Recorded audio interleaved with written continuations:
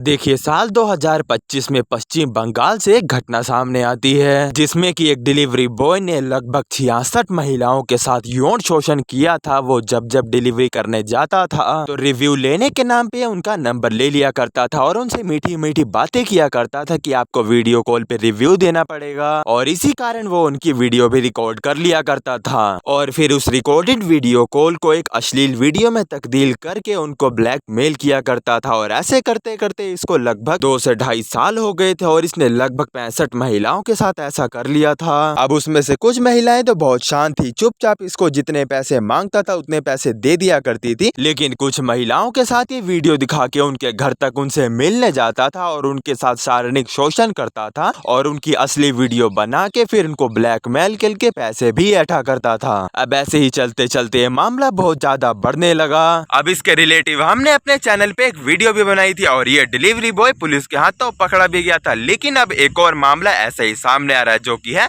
जयपुर से। बस फर्क इतना है कि वहां पर वो डिलीवरी बॉय था और यहाँ पर ये ढोल वाला है। तो कैसे इस ढोल वाले ने लगभग 33 से भी ज्यादा महिलाओं के साथ शारीरिक संबंध बनाया, उनका शोषण किया, सब कुछ बताएंगे आपको इस वीडियो के अंदर। लेकिन आप भी अगर चैनल पे नए तो लाइक सब्सक्राइब शेयर जरूर से करना, मेरे को आपकी बहुत नीड है क्योंकि हमारा चैनल बहुत ज्यादा डाउन चल रहा है। तो इस कहानी की शुरुआत होती है जून 2023 से बाड़मेर के एक इलाके से, जहां पर एक वीडियो बहुत ही ज्यादा वायरल हो रहा था और ये वीडियो एक लड़की का था, वो भी अश्लील वीडियो। ये वीडियो इतना ज्यादा वायरल होता है कि वहां के एक सोसाइटी तक पहुंच जाता है जहां पर एक लड़का रहा करता था और वो इस लड़की को जानता था। वो इस लड़की को दीदी कह के बुलाया करता था और वो लड़की इस लड़के के घर के नजदीक ही रहा करती थी। फिर इसको शक होता है कि कहीं ना कहीं ये वही दीदी है जो हमारे घर के बिल्कुल पास में ही रहती है। फिर इस लड़के को बेचैनी सी होती है और ये लड़का उस लड़की के घर पे पहुंच जाता है। उस लड़की की मम्मी को ये वीडियो दिखाने लगता है। अब माँ अपनी बेटी को न पहचाने, ऐसा कभी हो ही नहीं सकता। फिर माँ उस लड़की को तुरंत पहचान जाती है कि हाँ ये मेरी बेटी ही है।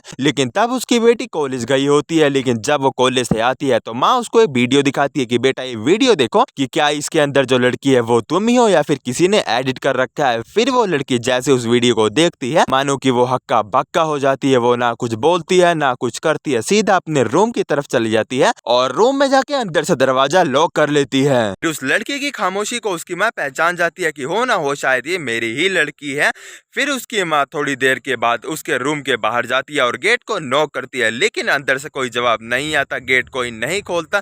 ऐसे ही करते करते आधा घंटा हो जाता है। फिर बाहर से कुछ लड़कों को बुलाया जाता है और उस घर का दरवाजा तोड़ा जाता है और जैसे ही दरवाजा तोड़ा जाता है वहां से उस लड़की की बॉडी मिलती है जो कि अब इस दुनिया में नहीं रही। फिर इतना सब कुछ देखने के बाद इस लड़की की माँ को ये कंफर्म हो जाता है वीडियो के अंदर जो लड़की है हो ना हो ये मेरी ही बेटी है। लेकिन अब सवाल यहाँ ये पैदा होता है कि इस लड़की की वीडियो आखिर बनाई किसने और क्यों बनाई। अब उससे पहले वहाँ की पुलिस या फिर वहाँ के न्यूज चैनल को ये सब बात पता लगती, अपनी बेटी की मृत्यु का सदमा उसकी माँ बर्दाश्त नहीं कर पाती है और उसकी माँ भी संसार को छोड़ के चली जाती है। अब ये मामला इतना ज्यादा हाईलाइट होने लग जाता है कि पहले एक अश्लील वीडियो वायरल होती है जिसके कारण एक ही घर में 2 मौतें हो जाती है और ये सिलसिला यहीं पर नहीं रुकता। अब उसी कॉलोनी में लगभग 2 से 3 वीडियो और ऐसे ही वायरल होने लग जाती है। या तो वो वीडियो किसी लड़की की होती या तो किसी महिला की होती और इन वीडियो की संख्या दिन पर दिन बढ़ती जा रही थी। पहले ये कहाँ 2 से 3 हुआ करती थी, अब ये वही 15 से 20 वीडियो होने लग गई और हर वीडियो किसी न किसी लड़की या महिलाएं की होती थी और वो भी आसपास की जगहों की। अब इसी के कारण कईयों का घर उजड़ जाता था, किसी के पति तक किसी की पत्नी की वीडियो पहुंच जाती थी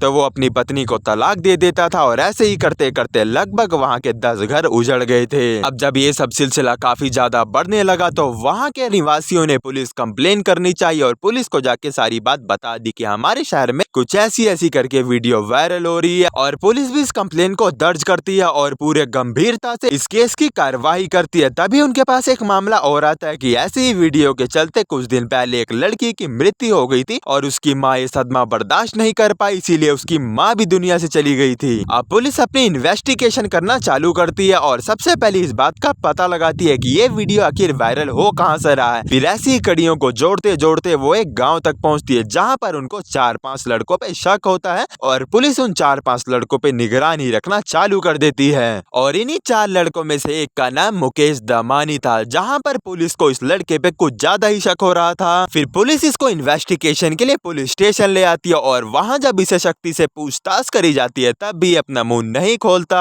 अब पुलिस को कहीं न कहीं इस पे संदेह पूरी तरह से था। फिर पुलिस इसके 4 और दोस्तों को लेके आती है, उससे भी छानबीन करती है, लेकिन वहाँ भी उनको कुछ नहीं पता लगता। फिर किसी तरह से पुलिस इस मुकेश दिमाम के घर तक पहुँच जाती है और जब इसके रूम की तलाशी ली जाती है तब वहाँ पर पुलिस को एक कंप्यूटर और एक पेन ड्राइव मिलती है। फिर जब उस कंप्यूटर और पेन ड्राइव की छानबीन करी जाती है तो उसके अंदर लगभग 40 से 45 लड़कियों और महिलाओं की अश्लील वीडियो मिलती है। फिर पुलिस इसको पकड़ के पुलिस थाने लेके आती है, फिर अपनी तरह से सवाल जवाब करती है, फिर ये सारी सच्चाई उगल देता है। फिर मुकेश पुलिस को बताता है कि वो एक ढोल बजाने का काम किया करता था। जिस घर में भी शादी होती थी या फिर लेडी संगीत होता था उस घर में ढोल बजाने का काम किया करता था और देखने में भी काफी सही था और ढोल भी लगभग काफी अच्छा बजा लिया करता था। ऐसे ही एक दिन एक घर में शादी होती है और वहाँ पर मुकेश ढोल बजाने जाता है और वहाँ पर काफी अच्छा ढोल बजा रहा होता है, जहाँ पर कुछ लड़कियां और कुछ भाभियां इसे इंप्रेस हो जाती है और इसका नंबर भी ले लेती है कि हमारे घर में अगर कोई फंक्शन होगा तो हम तुमको ही कांटेक्ट करेंगे। फिर ऐसे ही एक दिन उस भाभी के घर में कोई फंक्शन होता है और वो मुकेश को कांटेक्ट करती है कि हमारे घर पे ढोल बजाने का काम है तो तुम ढोल बजाने आ जाओ। फिर मुकेश उस घर पे ढोल बजाने के लिए जाता है और अब ऐसे ही करते करते मुकेश उस औरत से लगातार फोन पे बातें किया करता था, उसको अपनी मीठी मीठी बातों में फंसाने लगता है और ऐसे ही करते करते वो उससे दोस्ती कर लेता है और ये दोस्ती कब प्यार में बदल जाती है इनको खुद नहीं पता लगता। फिर एक दिन मुकेश उस महिला से कहता है कि मैंने तुम्हारे शरीर के हर वो अंग देखने हैं, वो भी बिना कपड़ों के। लेकिन पहले तो वो महिला मना करती है, फिर बाद में मुकेश की बातों में आके वो सारा कुछ कर देती है जो कि मुकेश कहता है। फिर मुकेश वीडियो कॉल पे सारी वीडियो रिकॉर्ड कर लेता है। फिर ऐसे ही करते करते मुकेश उस महिला को ब्लैकमेल करने लगता है और फिर ब्लैकमेल करके उससे पैसे भी ऐंठता है और जबरदस्ती उसके साथ शारीरिक संबंध बनाता है। फिर वहीं से मुकेश के दिमाग में एक अपराध पैदा होता है कि ऐसे ही कर करके हम महिलाओं और लड़कियों से पैसे ऐंठ सकते हैं। फिर जब से वो किसी न किसी शादी या फिर त्योहार पे ढोल बजाने का काम किया करता था वो कहीं न कहीं से कोई न कोई लड़की या फिर किसी न किसी औरत को मीठी मीठी बातों में या इशारे करके उसको फंसा लिया करता था और ऐसा ही करते करते लगभग उसने 7 गाँव के अंदर 40 से भी ज्यादा लड़कियां और महिलाओं के साथ ऐसा शोषण किया था और कुछ लड़कियों से तो ये मिलने के बहाने उनको कोल्ड ड्रिंक पिलाता था, कोल्ड ड्रिंक के अंदर नशीली पदार्थ मिला के उनके साथ शारीरिक संबंध बना के उनका वीडियो रिकॉर्ड कर लिया करता था, फिर जाके उनको ब्लैकमेल किया करता था और उनसे पैसे भी ऐंठता था। लेकिन जो ये वीडियो वायरल हो रहे थे इसके पीछे मुकेश दमाम का कोई हाथ नहीं था। दरअसल इसकी पेन ड्राइव इसके एक मित्र के हाथ लग जाती है और कहते हैं ना मित्र आपका सबसे बड़ा दुश्मन होता है और वो मित्र धीरे धीरे करके एक एक वीडियो वायरल कर रहा था जिसके वजह से सारा केस सामने आता है और फिर पुलिस मुकेश के उस मित्र को भी अरेस्ट कर लेती है। लेकिन यहाँ पर मेन गुनहगार मुकेश दिमाम को माना जाता है, इसलिए पुलिस मुकेश दिमाम को पकड़ डंडा परेड करती है और उसको थाने में डाल देती है और उस पर कड़ी सी कड़ी सजा होती है। और मैं आपको एक सलाह देता हूँ कि आज के टाइम पे आपको बहुत सतर्क रहने की जरूरत है, स्पेशली अगर आप लड़की हो तो, क्योंकि अगर टेक्नोलॉजी का सही इस्तेमाल होता है तो उसी तरह टेक्नोलॉजी का बहुत गलत इस्तेमाल भी होता है। और अगर आपने हमारी वीडियो यहाँ तक वॉच कर ली है तो चैनल को लाइक सब्सक्राइब शेयर जरूर से करना। और आपको तो ये पता ही होगा कि ऐसा कंटेंट ढूंढ के लाने में बहुत ज्यादा मेहनत लगती है और मैंने तो चैलेंज ले रखा है अपने एक सब्सक्राइबर भाई के कहने पे कि 30 दिन तक लगातार ऐसी वीडियो डालता रहूंगा।